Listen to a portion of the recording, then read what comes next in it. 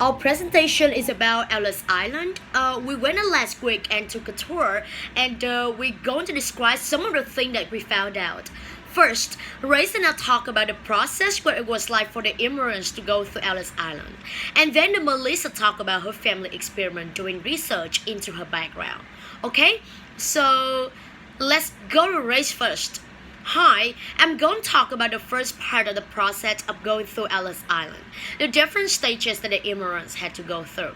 Okay, first, one important thing to remember is that Ellis Islands were only used for the poorest immigrants, the third class passenger.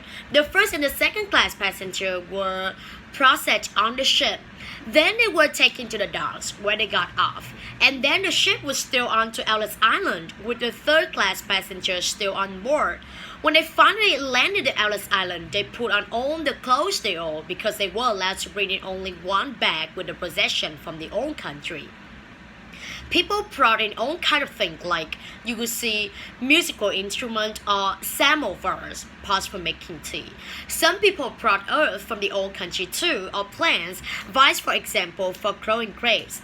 Then the first lady got to go to the dining hall where they were giving a meal that it was paid for by the steamship company. People who came through Ellis Island always remember the meal. The foods were apparently quite good, but it was also strange for many of them. Some people had never tasted ice cream or seen an orange or banana, for example. And then after that, the inspection began, and Arnie going to tell you about that part. Arnie?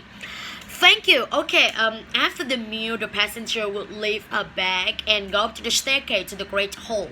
And as they walked past, the inspector would watch them carefully to see if they were weak or sick.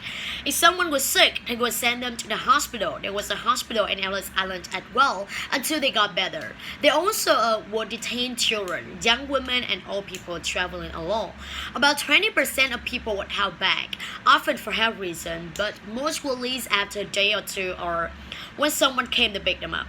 In the Great Hall, they waited alive for hours, sometimes as long as 5 hours. They were crowded together and they were often very hot and very loud, as you can imagine.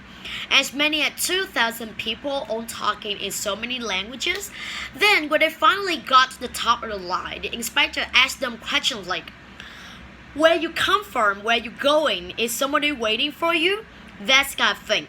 And there were the social workers and interpreter waiting with inspector like helping people who needed to locate relatives or whatever. Once they got past that part, the question, people would go into one of three lanes behind the inspector. The first lane was for the extension center if you were being held back. The second lane was for the railroad ticket office, for the train station. And the third lane went down to the stair to the area of people are waiting. There was a post there that was called the kissing post because that's what the scene of so many reunions.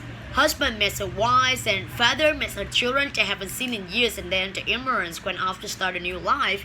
So now I'm gonna let the Melissa talk about her family experiment, tracing the ancestor. Well, my great grandfather came in from Ireland, and my aunt Jo actually used Ellis Island record to do research and find out where they came from. So I'm gonna talk a bit about that. Basically, what I have at Ellis Island is a ship records and the immigration information of every arriving passenger with like the date of they came in, the age, and the town they came from. So if you know, for example, your ancestor name, the year they arrived, or where he or she came from, you can look them up. So that's what we did. My aunt Jo wanted to know more about her grandfather, my great grandfather. He died before I was born, but apparently he was a great musician.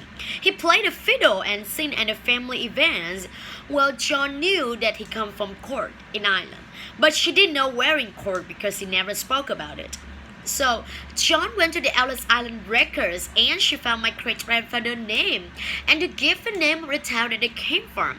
So she went to the island and visited the town a couple of years ago. She got more information when she was there, and eventually she found a living relative, a cousin that she didn't know she had. It was great because she always wanted to know more about where the grandfather had come from. So that's what we have time for, but we hope that you enjoy our presentation. Thank you.